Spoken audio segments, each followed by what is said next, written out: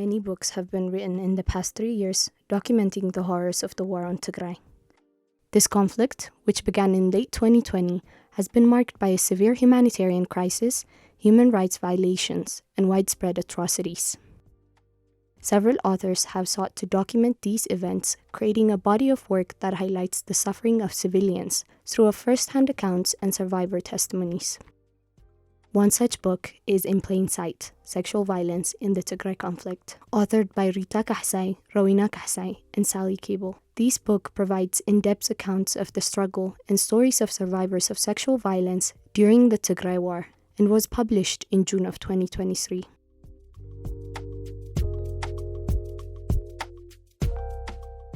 A year later, a second edition of the book was published, adding a co-author, Dr. Dawit Kasa.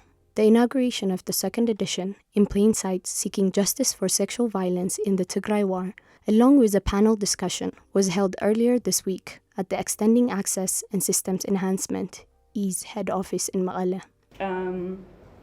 So thank you all for making the time to be here with us today. And I'll briefly read the bios for our panelists here, just so you get an idea of what they will be able to brief us on or their expertise.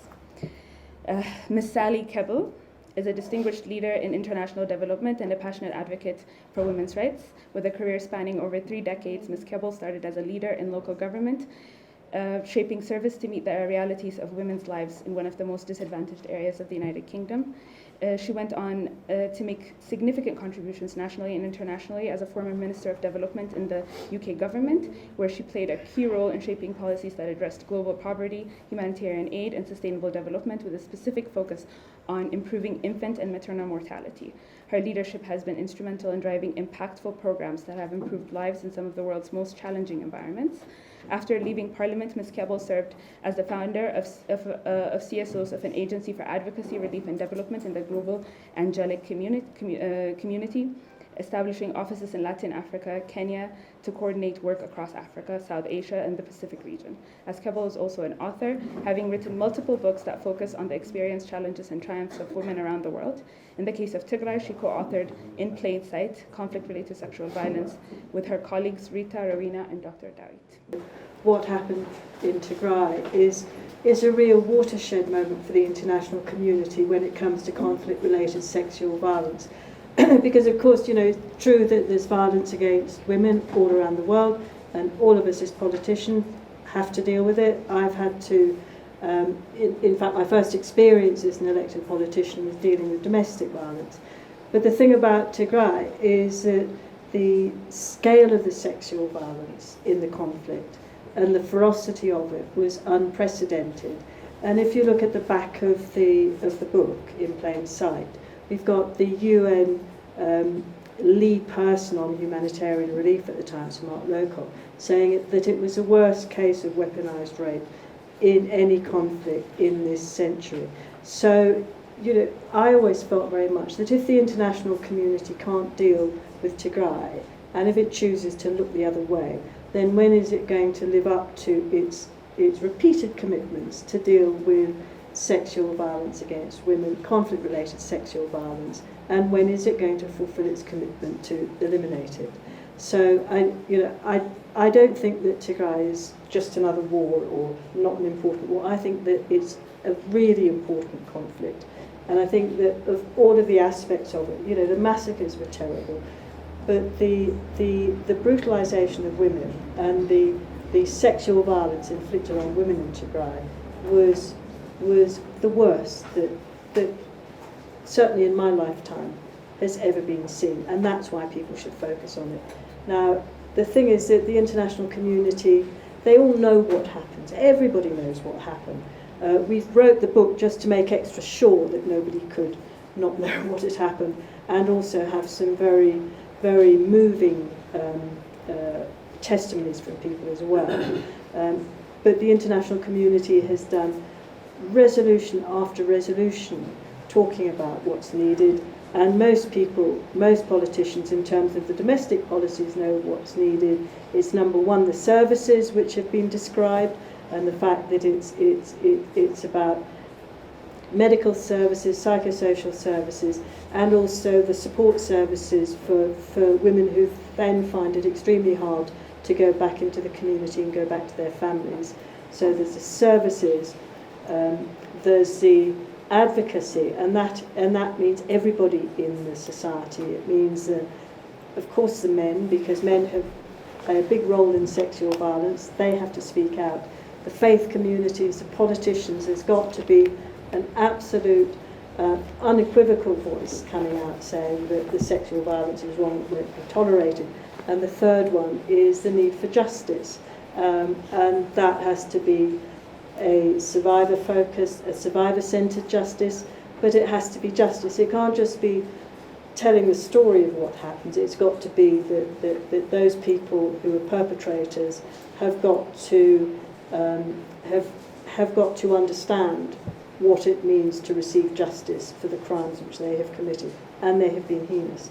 So everybody knows those three issues have to those three elements have got to be dealt with, and coming here and hearing of the work that's being done, I think it falls even more to the international community to make sure that the women see justice, because it shouldn't be down to Mengistu and Muna to have to bear the responsibility for dealing with what is a really major social problem which the international community has not dealt with but can deal with.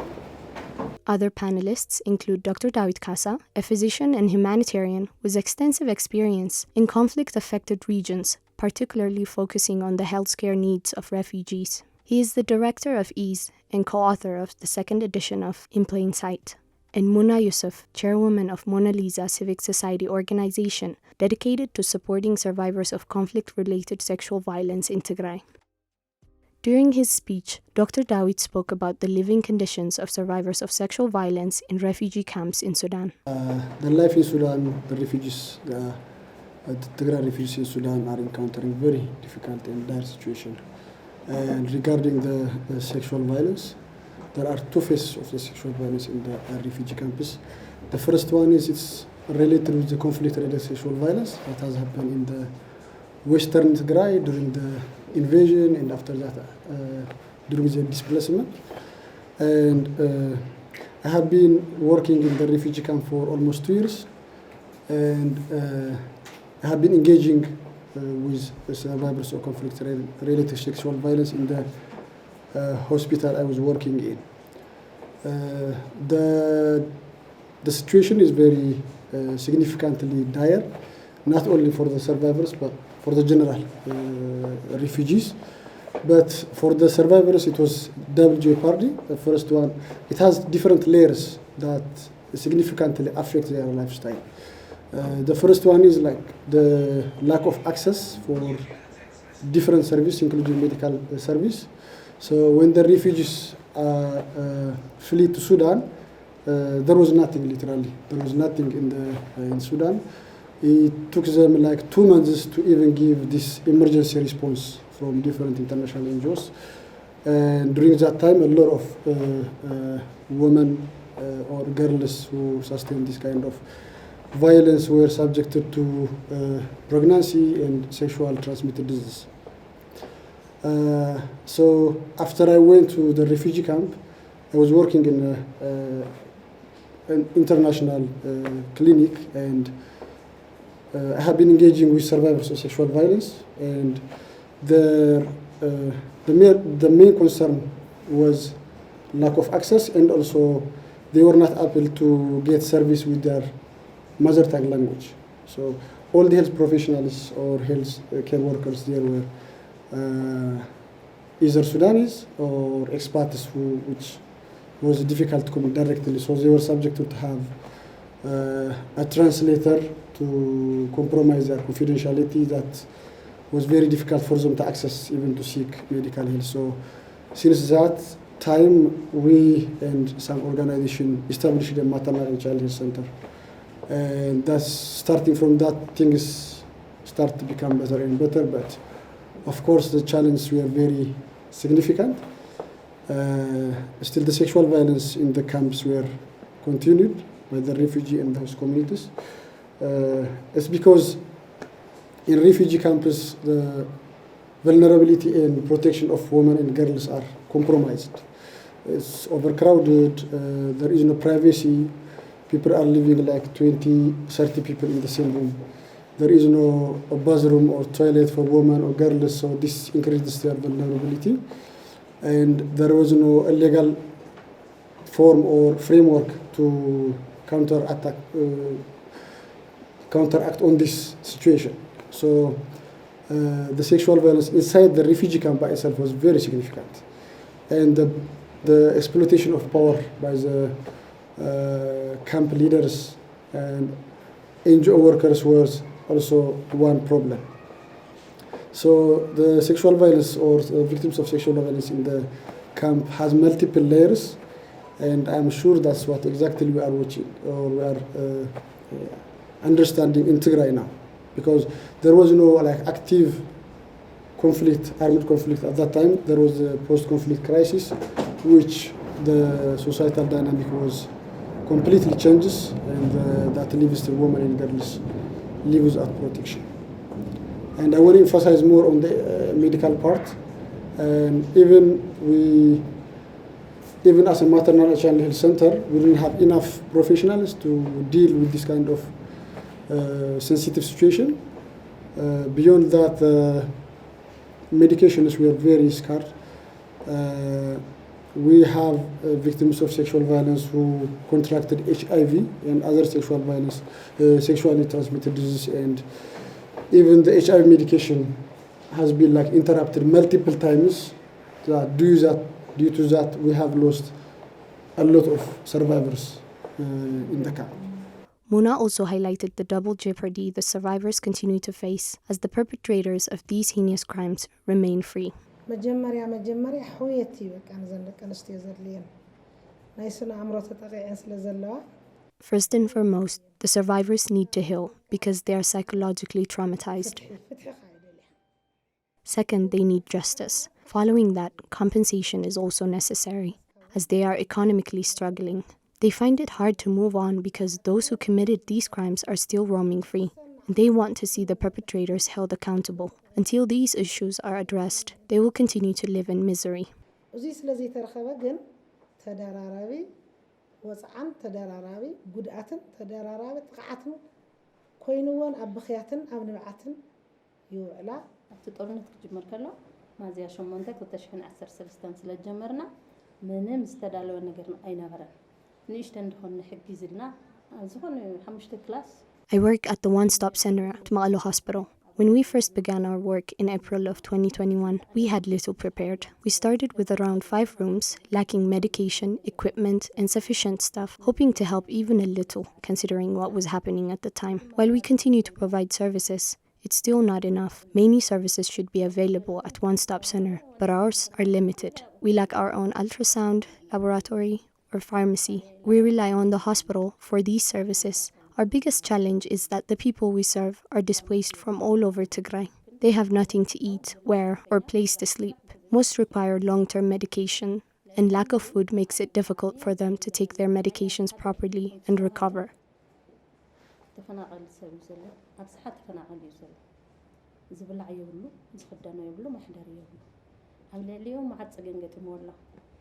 Executive Director of the Europe Anina Civic Society and co-author of the book, Rita Kaxay, noted that her visit to Sudan during the war and witnessing the severe hardships faced by refugees there inspired her to document the atrocities committed against them, leading to the writing of the book.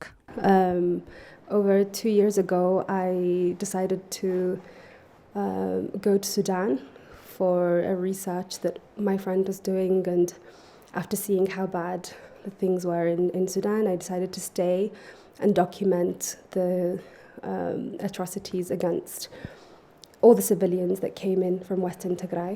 And following this, we started thinking about writing a book to document the stories of the women affected by conflict-related sexual violence. So last year, we published the first edition of the book in British Parliament.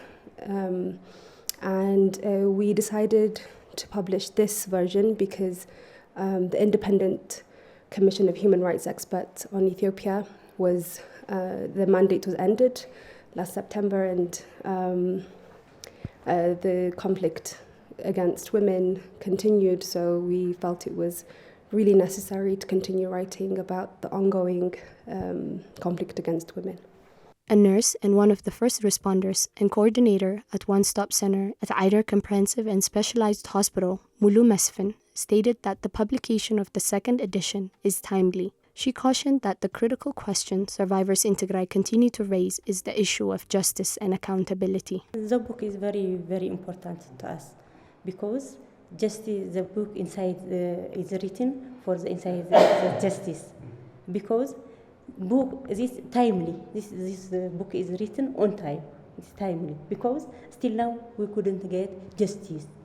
If there is, this is the tips of the iceberg. The book, I think, as my consideration, this is the tip of the iceberg because Tigray happens a lot of tragic events happen, especially related to sexual violence. Then this book is timely and important for Tigrayans, women and children who are sexually, who are gender-based violence, especially sexual violence survivors. The panelists stressed on the importance of the event to bring various stakeholders and community members together. They hope that through the book, the stories of survivors will never be forgotten, and most importantly, that justice will be served and perpetrators held accountable. Well, the inspiration really came out of the complete shock and horror that everyone must have felt in seeing and hearing the stories of the women who were affected by conflict-related sexual violence during the war. There were some health workers as well, some doctors who were quite outstanding in highlighting what had happened to the women. So I think, you know, it's a woman, I couldn't help but be moved by it. But the compilation of the book was really quite extraordinary because people were sending WhatsApp messages with stories and photographs, giving testimonies about what had happened. So it was really a task of weaving those together and then also providing some context. And the impact of the book has been quite profound because people who've read it have been really moved by the testimonies of the women, and some have been so moved that they have then taken to do fundraising and other activities as well to make sure that women get the support. So my hope for the book is that it will make sure that the stories are never forgotten, that they're preserved, but most importantly, that there is justice for the women in Tigray who have suffered so badly. So the contribution of the book starts with advocacy. So the book has been published in London, as I told you, and it has been distributed to different stakeholders internationally. And the level of advocacy it can bring is significant. And I really believe that the panel discussion was fruitful. As you see, different stakeholders, different experts from different perspectives have been present, and the experience and knowledge that has been shared in the discussion was significantly useful.